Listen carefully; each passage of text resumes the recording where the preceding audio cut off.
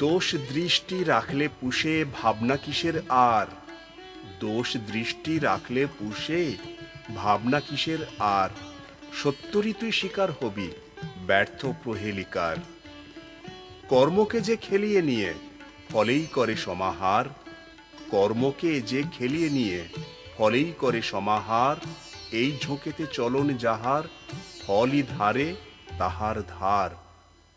যা ইচ্ছা তাই করবে তুমি, তা কিন্তু রে চলবে না।